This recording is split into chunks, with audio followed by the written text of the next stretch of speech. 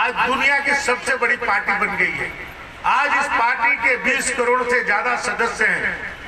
आज 1200 से ज्यादा इसके एमएलए हैं, 500 से ज्यादा राज्यसभा और वो लोकसभा मिलकर इसके सदस्य हैं। इतने बड़ी पार्टी के हम लोग सदस्य हैं।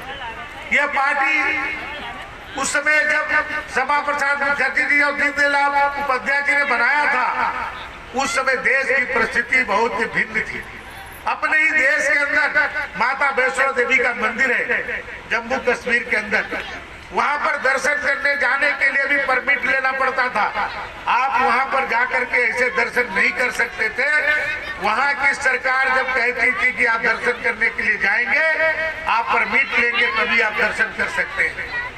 इस व्यवस्था को तोड़ने के लिए डॉक्टर श्यामा प्रसाद मुखर्जी जी, जो उस समय उद्योग मंत्री हुआ करते थे, नेहरू जी की सरकार में उसे इस्तीफा दे करके उन्होंने जनसंघ बनाई।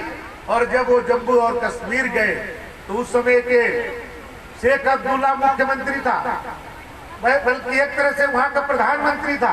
अपने ही देश के अंदर 2 विधान, 2 निशान और 2 झंडा भी था। वहां का झंडा का कलर अलग था, वहां का विधान अलग था और वहां का प्रधान भी अलग था। और उसने शेख अब्दुल्ला ने डॉक्टर श्यामा प्रसाद मुखर्जी जी को गिरफ्तार कर लिया बॉर्डर पर और जेल के अंदर इतनी यातना दी और इतनी यातना दे करके उनको हत्या करने का काम किया और श्यामा प्रसाद मुखर्जी जी शहीद हो गए। जो सपने लेकर के वो शहीद हुए, आज उस सपने को कोई साकार करने का काम किया तो उनके बनाए हुए, उनके पार्टी के, उनके विचारधारा का नेता नरेंद्र मोदी और अमित शाह जी ने आज धारा 370 समाप्त कर दिया। आज जम्मू कश्मीर के अंदर वही कानून लागू होता है जो उत्तर प्रदेश के अंदर जो कानून लागू होता है, जो बाराबंकी में कानून होता है, वही आज जम्मू कश्मीर के अंदर कानून लागू है। मित्रों, आज ये पार्टी की ही देन है कि आज जम्मू कश्मीर से धारा 370 समाप्त हो गया।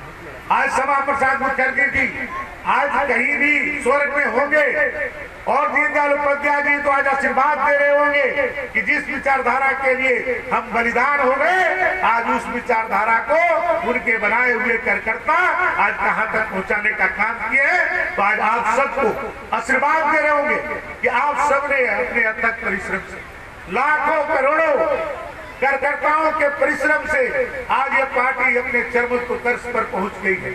आज अभी सतीश जी आप लोगों से नारा दिलवा रहे थे 400 के पार।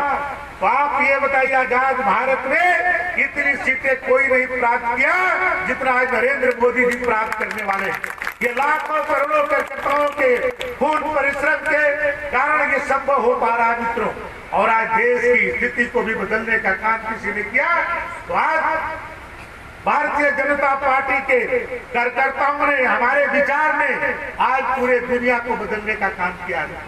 अभी आप देखे होंगे, अभी दुनिया के अंदर जब अभी यूक्रेन के अंदर आकर 2 देश आपस में लड़ रहे थे, उस समय भारत के लोग जाकर के वहां फंसे हुए थे। उनकी भी जान खतरे में था। उनको किस तरह से सुरक्षित पहुंचाने का प्रयास किया जाए।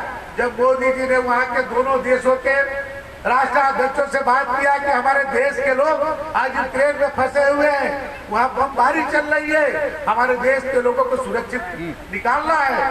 दोनों देश के लोगों ने कहा कि आप अपने देश के लोगों को ले जाइए, उन पर किसी तरह की ना बम चलेगी ना गोली चलेगी।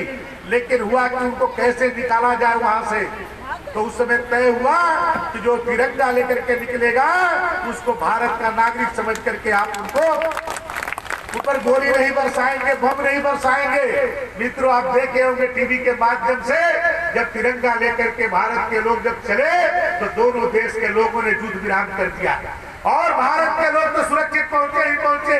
पाकिस्तान के लोगों को भी लगा कि यदि हम सुरक्षित जा सकते हैं तो तिरंगा लेकर के जा सकते हैं। पाकिस्तान के लोगों ने भी तिरंगा लेकर के निकले, उनको भी बम और गोली नहीं मिली, उनको भी सुरक्षित पहुंचाने का काम किया। आज मोदी जी ने आज के एक वोट से इतनी ताकत बढ़ी है कि पूरी दुनिया आज मोदी के सामने झुकने का काम कर रही है। आप देखे होंगे ऑस्ट्रेलिया का राष्ट्रपति मोदी जी को बॉस कह करके संबोधित करता है।